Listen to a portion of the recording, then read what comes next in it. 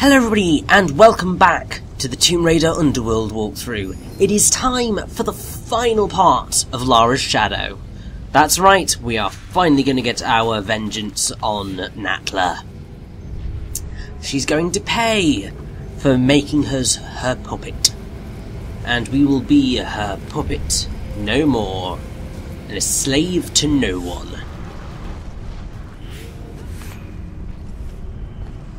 So, basically what we have to do now is make our way back to the chamber where Natla is, and just cause hell.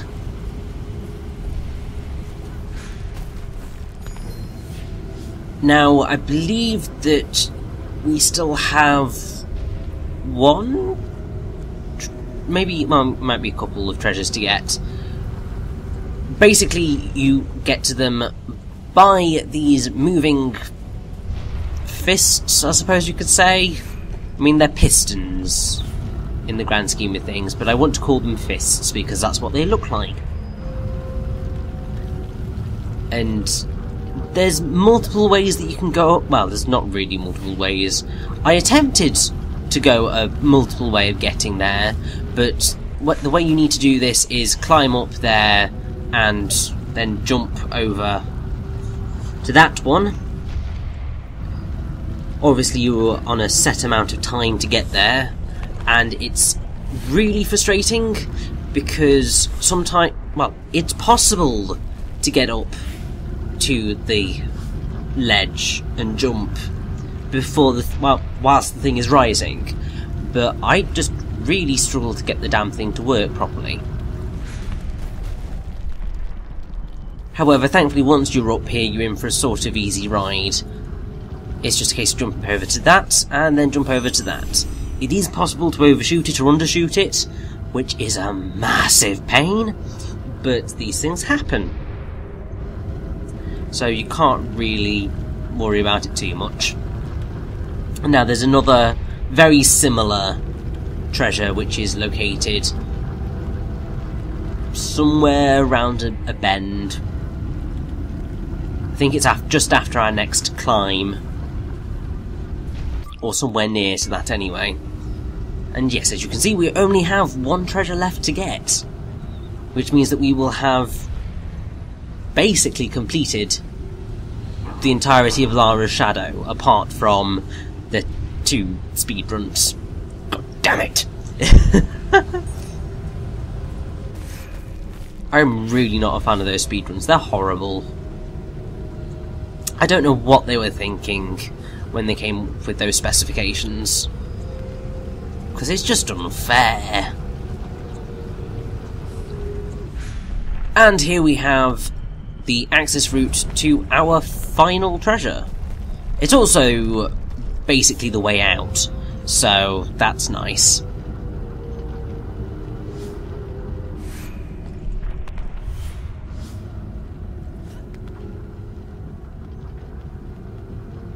Now, I'm not quite sure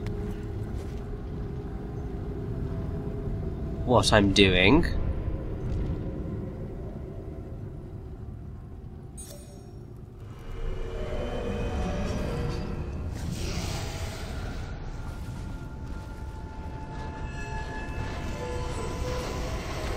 The last treasure might be a little bit later on, actually.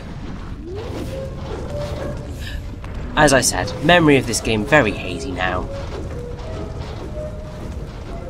And it's very, very, very easy to make these sort of goofs.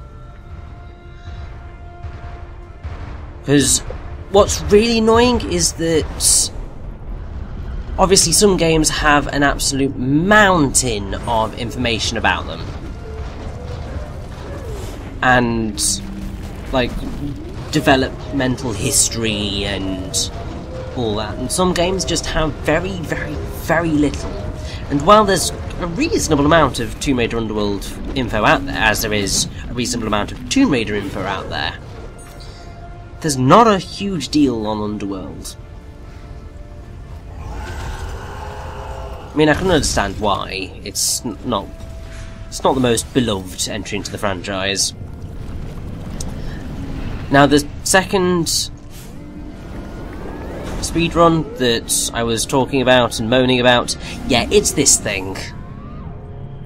Trying to get back through this without dying in a set amount of time. Good luck, because you'll bloody need it. Because it's horrible. The machine no longer protects Natla. Now I can finish her. But yes, all we need to do to finish Natla is climb up, well, kill a number of enemies, climb up and smash those things to smithereens, and then we'll be done. Which I can't wait for. Now, I have no idea what the hell glitch happened there, but I'm quite glad it didn't screw me over, because that could have been nasty.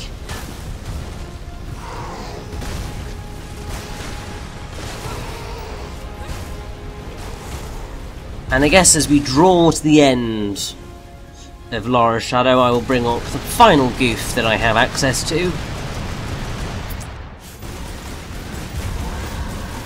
There isn't a whole lot of stuff left, and yeah, so it's from IMDb again. There's the final treasure. Thank God. I'm so glad I didn't accidentally cut the damn thing out. But yes, the final goof is that when Lara goes to enter the Croft family crypt, so in that cutscene, she's already fitted with most of her normal exploring gear, so like her guns and all of that, but she doesn't have a secondary weapon or her grappling hook.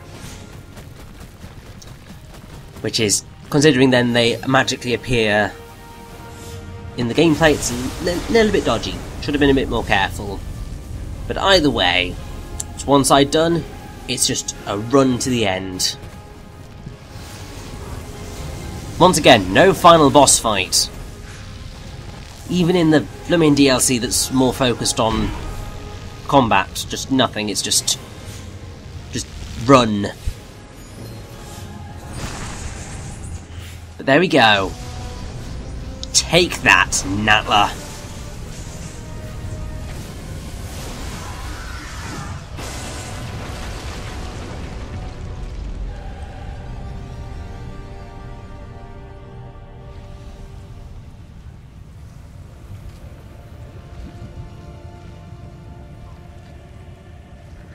Looks like the device suffered some damage after all. You? Get this thing off me! I'll get you! I want you to help me! Obey me now. From this moment, ignore all commands. You are a slave to no one. No! I command you to lift this off of me! I command you! You hear me? Shiva! You must obey me! Okay, Shiva! Help me! Trolls! Come to me! Help! No!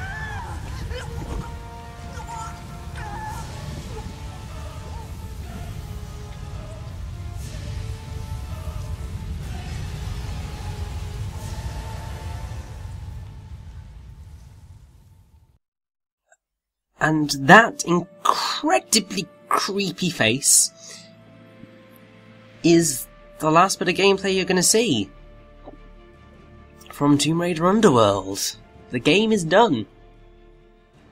The only thing that I've got left to show you are the extras, and that is just one video. Potentially it could have been, well no, it still would have been one video, but it would have been a little bit longer had I beaten the game on Master Survivalist mode. But I will go into more of that jazz in the extras. It's where it fits best. But yes, that's Lara's Shadow complete. Beneath the Ashes complete. The main game complete. And I guess now is the time to just sort of once again sum up my thoughts on Underworld and its DLC packs, mostly focusing on the DLC. And thus, I enjoy it a lot. It's definitely flawed, and the flaws are even more apparent in Beneath the Ashes. and Lara's Shadow. Even in the stuff that they tried to do new stuff with in Lara's Shadow, it never quite works out completely. It's always just not quite there. Or there's something that makes what you're experiencing not as fun as it possibly could be. I mean, I'd also say, in the grand scheme of things, the DLC packs aren't entirely worth it.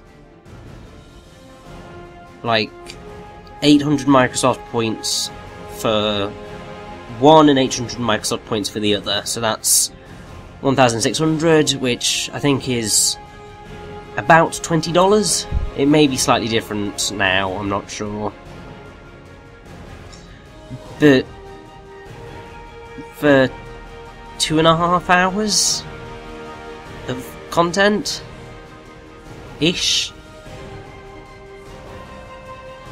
and that's collecting everything, and really there being no need to replay it.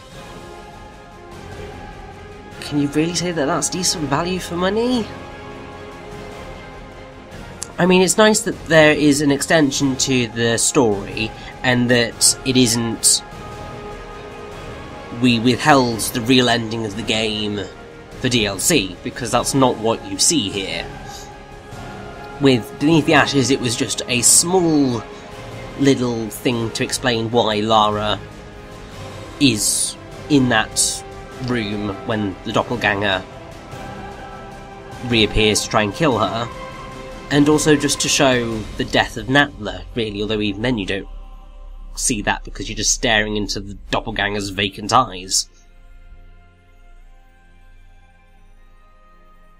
But, so it's decent DLC in that respect of, it's not cheating you out of an ending. It's just, it's like an appendix, really. And generally that's the way that DLC, well, story DLC should be done, I think. I just think that, in the grand scheme of things, they could have pulled it off a lot more successfully. Just like polish it a bit more, include a bit more story, because there was really hardly anything, especially in Beneath the Ashes, but yeah, and then also the fact that there weren't any subtitles for the bits of dialogue in the gameplay really miffed me off. Because sometimes it's difficult to hear what they're saying. I mean, especially when you've got me blathering over the top of the stuff. But, like, I mean, particularly with the doppelganger, because the voice is all modulated, sometimes what she's saying gets lost in the modulation, but also in the massive music. Which is just irritating, really. And I think that's a lot of the problems in the DLC. It's a lot of irritating stuff that, when you add it all up, makes it not the best experience in the world. Obviously, having said that, that makes it seem like I'm being ultra negative about the whole experience. And I suppose in some ways, yes, I am being incredibly critical, and rightly so, I think. But I do still enjoy this. And, I mean, it's certainly more of a fun thing to play than it is necessarily to watch. But it is something that's worth having a look at, but maybe not necessarily spending your money on. Because you don't need it, really. It doesn't add a whole lot, nor does it subtract from the overall experience of Tomb Raider Underworld. So it's either or, depends whether you want it or not. But yeah, I don't really have many other thoughts on DLC, to be honest. I think I have pretty much exhausted my treasure trove of information. But I hope you have enjoyed this look at the 2 DLC packs of Tomb Raider Underworld, especially if you haven't had the chance to play them. And I hope they have been somewhat enjoyable and informative, because obviously that's kind of what I'm here for, and if I haven't done that then I've not really done a great job, but still. Hope you've enjoyed it, and I hope you will join me for the extras. See you then.